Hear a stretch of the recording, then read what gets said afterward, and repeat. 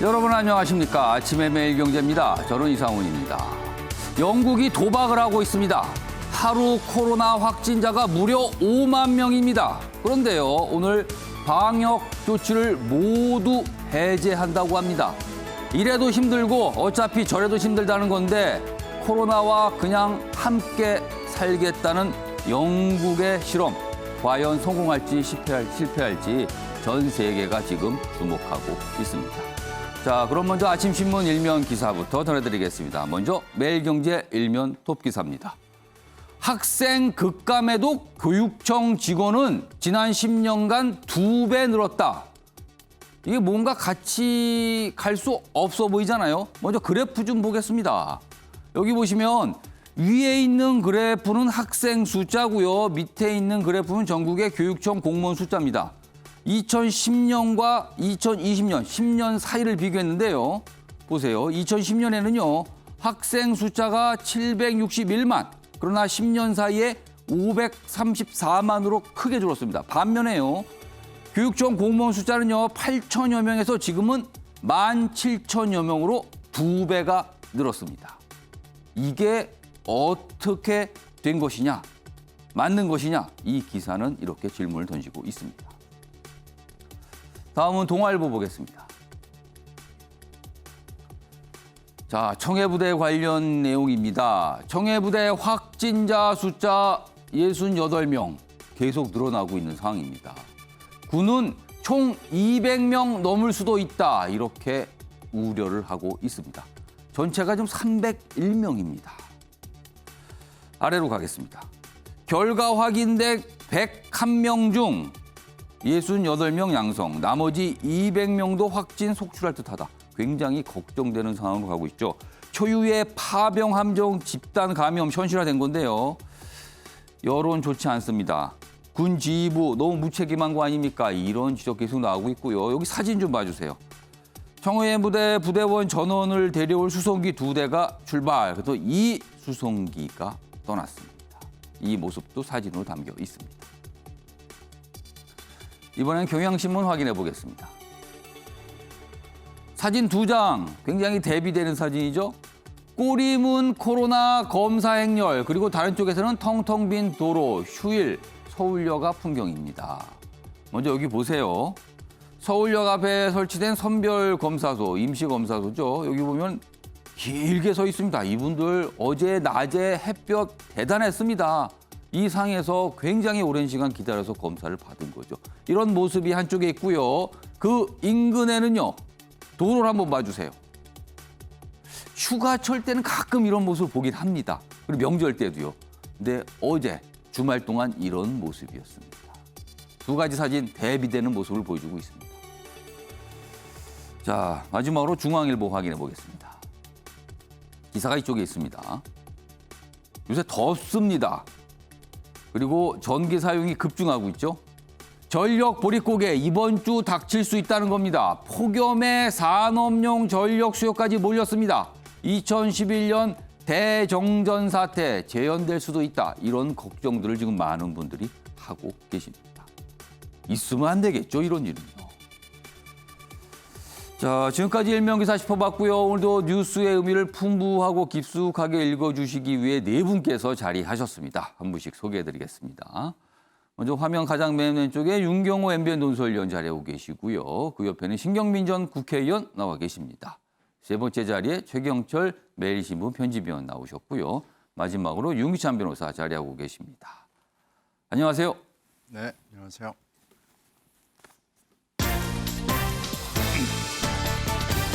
오늘 다룰 주요 이슈들을 정리했습니다. 아침을 여는 키워드 7월 19일 월요일 순서 네 가지 키워드 화면에 있습니다. 먼저 첫 번째 키워드 확인해 보겠습니다. 이런 데도 가야 하나? 문재인 대통령의 도쿄 올림픽 개막식 참석. 그러니까 일본 방문이에요. 참 말이 많았습니다. 그리고 중간에 있어서는 안 될 일들도 벌어졌고요. 양국 간의 공방도 있었습니다. 그런데요, 오늘 새벽 일본 언론을 통해서 방일이 결정이 됐다. 23일 한일 정상회담이 있다. 이런 보도가 나오고 있습니다. 아직까지 청와대의 공식 어떤 확인이나 입장은 없어요. 그러나 일단 일본 언론 굉장히 구체적인 내용을 보도하고 있습니다. 이 내용을 좀 짚어볼 예정입니다. 두 번째 키워드는 갈 때까지 가보자. 물음표가 찍혀 있죠. 여당인 더불어민주당의 대선 경선 뭔가 난타전으로 가고 있습니다. 네거티브가 굉장히 거칠어지고 있어요. 이 정도면은요, 키워드처럼 어디 한번 갈 때까지 가보겠습니까? 이런 분위기입니다, 지금요. 세 번째 키워드는 같은 듯 다른 듯. 야권의 대선 주자 두 분, 굉장히 주목받고 있는 두 분 계신데요. 겹치는 지점이 꽤 있고요. 반면에 약간 다른 모습도 최근에 보이고 있습니다. 이 내용도 준비되어 있고요. 마지막 키워드는 무대책의 결과입니다. 청해부대 확진 사태. 과연 막을 수 없었던 것인가? 되돌아보면요. 아쉬운 지점, 놓쳤다 싶은 지점들이 너무나 많이 보이고 있습니다. 이 내용도 좀 다뤄보겠습니다. 자, 그럼 아침의 매일경제 첫 번째 이슈는요. 문재인 대통령의 일본 방문 문제입니다. 오늘 오전에 일본 언론을 통해서 보도가 됐는데요. 그 내용부터 좀 소개해드리겠습니다. 일본 요미우리 신문 보도입니다. 보시면요. 오는 23일 한일 정상회담 개최한다. 이렇게 못을 박아 보도했습니다. 그리고요. 이와 함께 지금 큰 문제를 일으켰죠. 우리나라에 와 있는 소마 일본 공사. 일본 정부가 경질 방침이다. 이렇게 정했다는 내용까지 곁들여져 있습니다. 이 정도 보면은요. 정상회담을 열고 문제의 임무를 경질하고 뭔가 얘기가 꽤 구체적으로 나온 것 같습니다. 그리고 이 언론 보도에 따르면은 구체적으로 정상회담 장소가 어디다까지 나와 있습니다. 지금요. 자, 오늘 우리 당국 청와대가 뭔가 설명을 좀 해야 될 것 같습니다. 일단 오늘 오전에 나온 보도고요. 자, 다음 내용 하나 더 보겠습니다. 그동안 이 문제의 발언이 있었죠. 그 사이에. 여기 보면 소마공사 부적절 발언 파장 주말 동안 계속 알려졌죠. 그리고 일본 대사 초치해서 항의도 했습니다.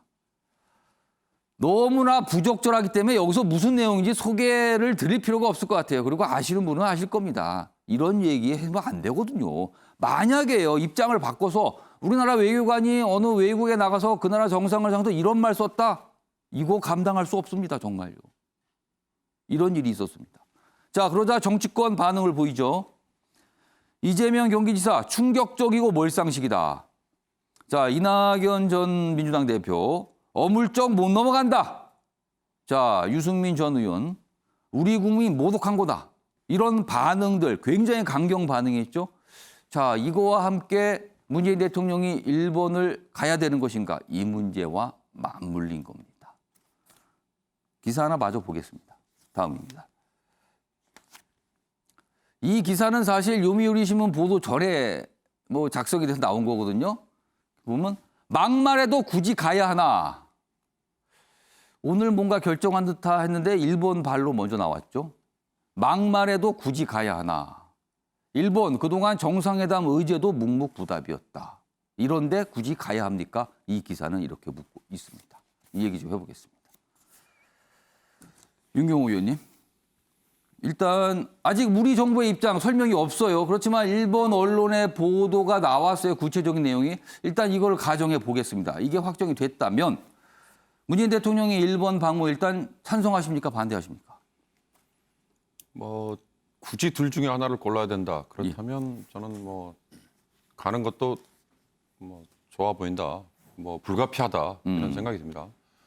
그러니까 외교라는 게 그동안에 한일 관계가 완전히 교착 상태에 빠져 있을 때 많은 언론이나 아니면 전문가들이 정상들이 나서서 직접 위에서 아래로 그냥 끌어내리는 톱다운 방식으로 문제 해결을 하는 그런 방법을 찾아라라고 많이 촉구를 했거든요.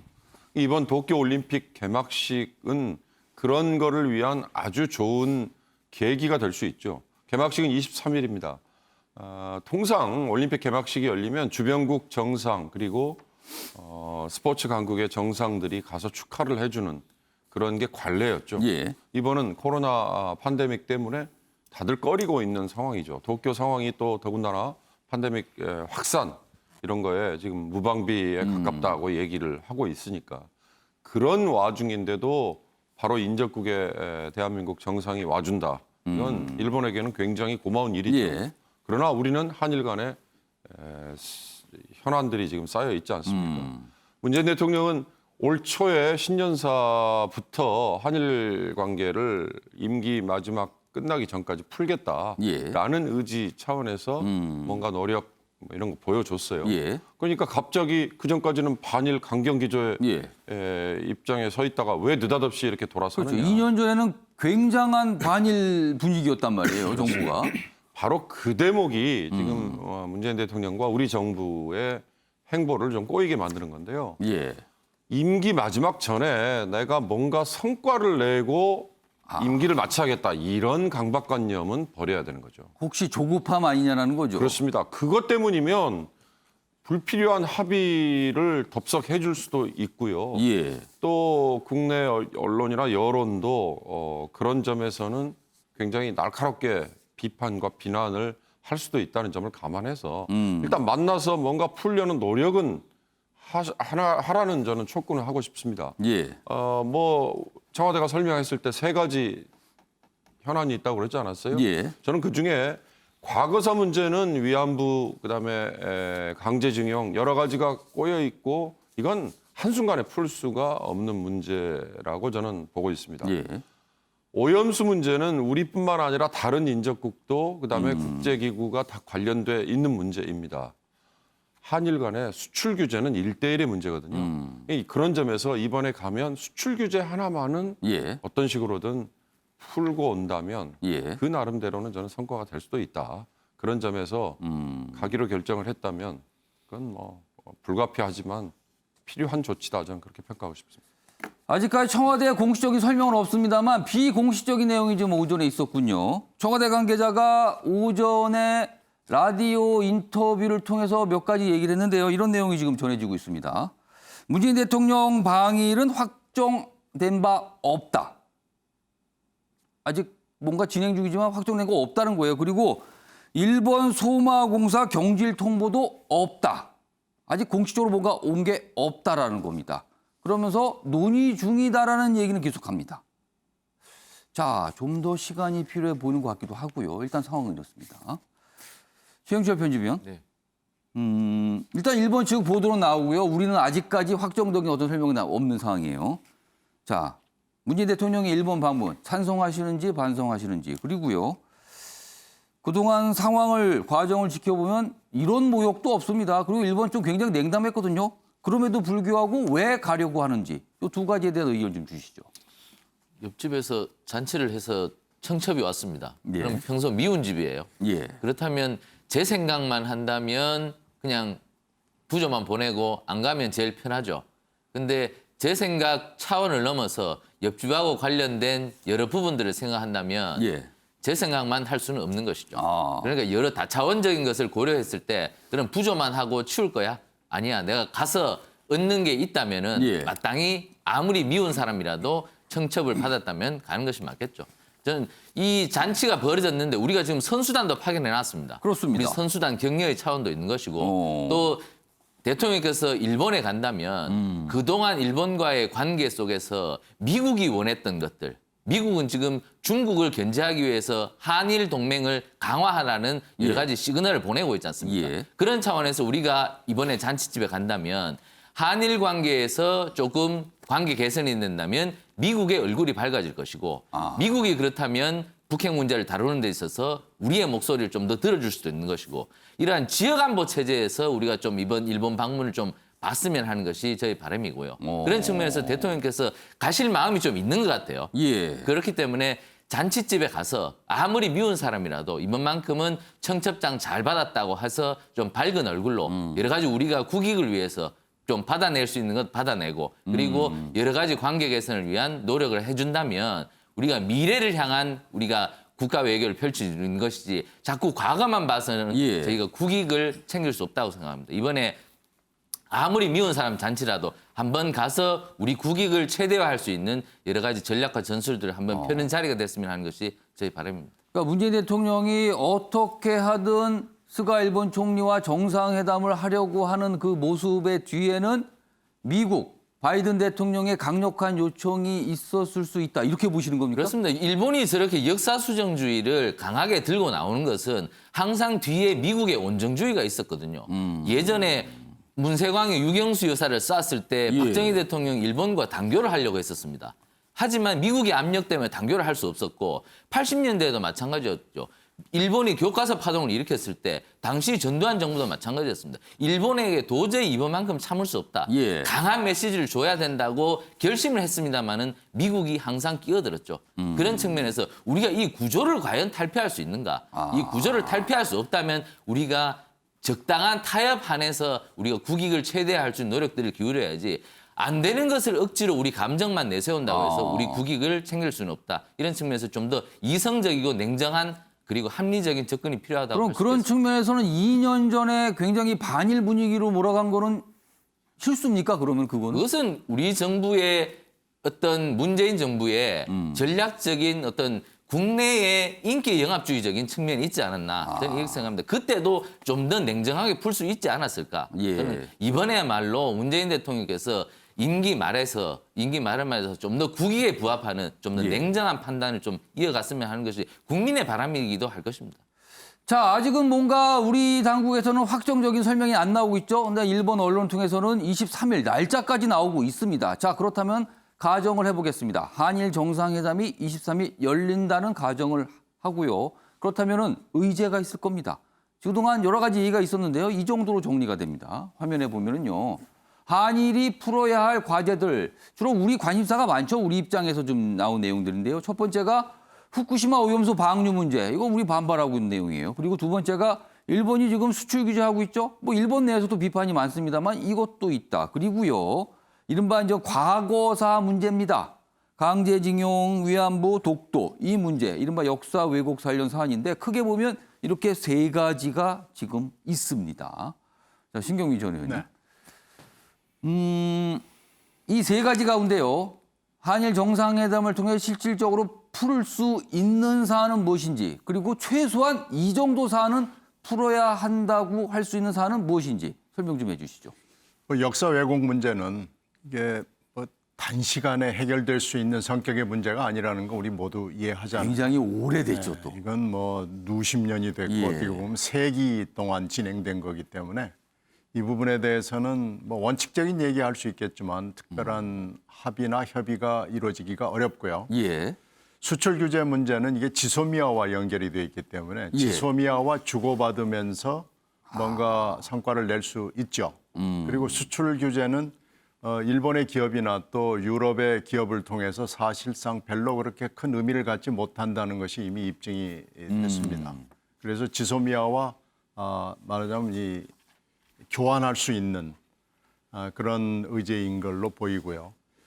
후쿠시마 오염수 문제는 지금 우리 정부의 입장이 강경화 장관의 입장과 그 뒤의 입장이 약간 좀 엇갈리고 있죠. 예. 그러나 이 문제는 이 태평양 연안국들이 한두 나라가 아니고 여기에는 미국도 포함이 돼 있고 굉장히 많은 나라들이 관여돼 있기 때문에 우리 정부가 현실적인 문제를 대안을 내놓고 얘기하면 일본이 듣지 않을 수가 없습니다. 지금 이 문제는 IAEA 등등 여러 예. 국제기구도 관련이 되어 있기 때문에 예. 우리가 좀 더 현실적인 방안 그리고 일본이 받을 수 있는 제안을 가지고 갈 경우에 충분히 합의가 가능하고요. 예. 일본의 입장에서도 일본이 전 세계적으로 어떤 그 수범을 보이기 위해서 예. 이 합의를 해줘야 됩니다. 따라서 만약에 문재인 대통령이 굉장히 좋은 현실적인 타협안을 가지고 갔을 때 예. 그것은 우리가 이뤄낼 수 있는 사안입니다.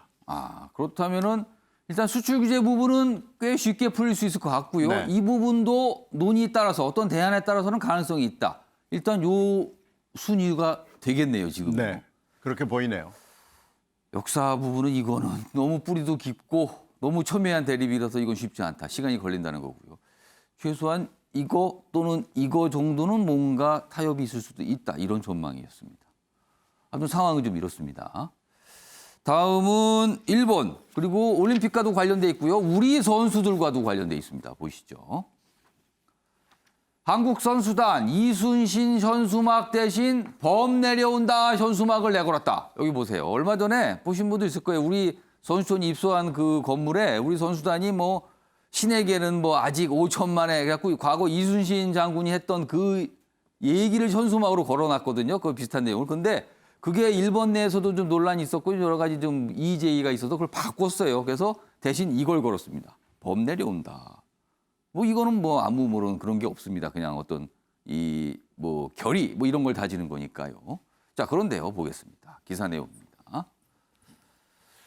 대한체육회가 올림픽위원회 IOC의 요청을 받아들여서 이순신 장군의 글을 활용한 그 현수막을 내리고요.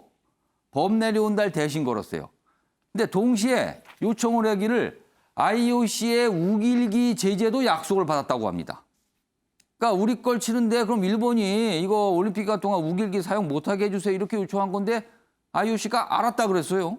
그런데 일본은요.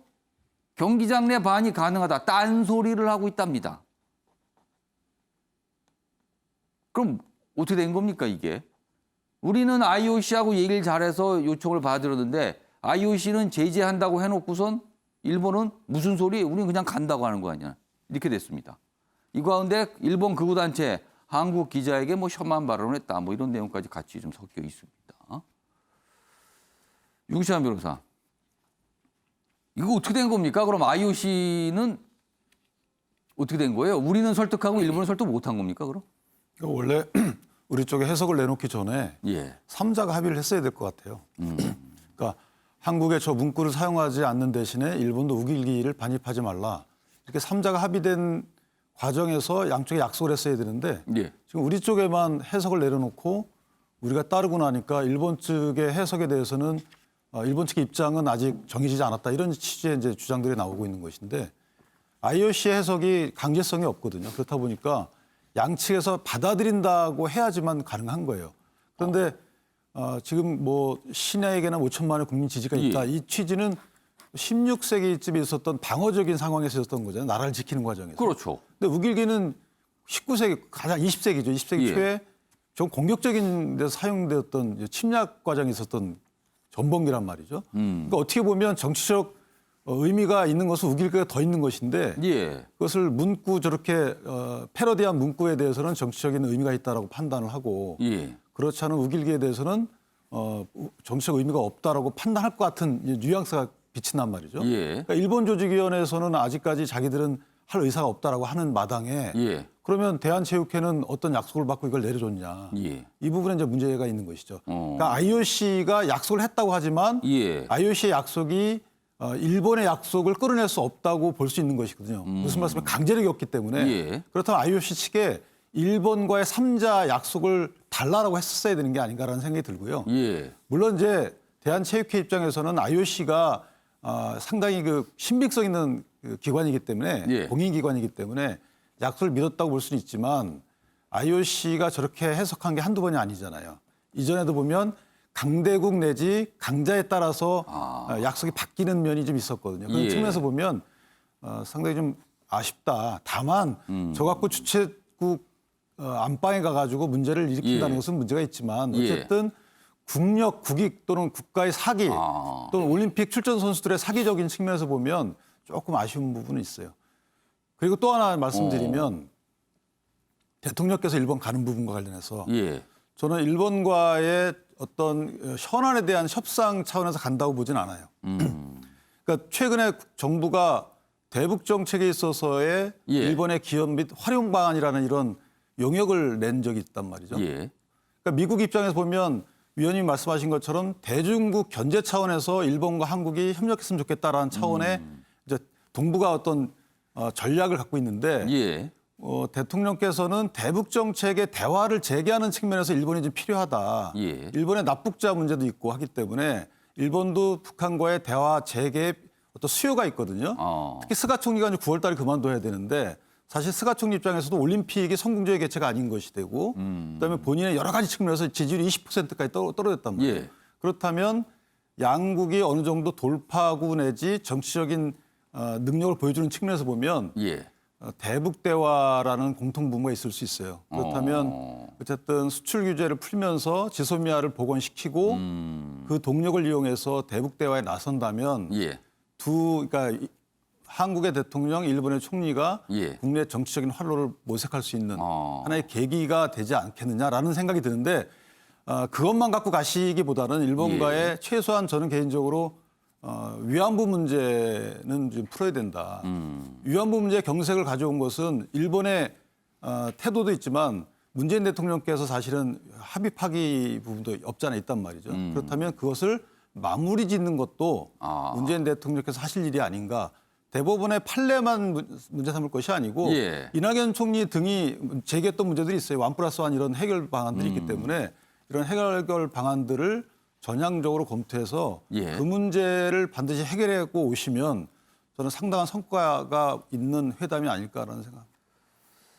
아직까지 우리 정부의 어떤 확정된 설명은 안 나오고 있습니다. 오늘 뭐 어떤 식으로 설명해야 될 것 같아요. 기다려 보도록 하겠습니다.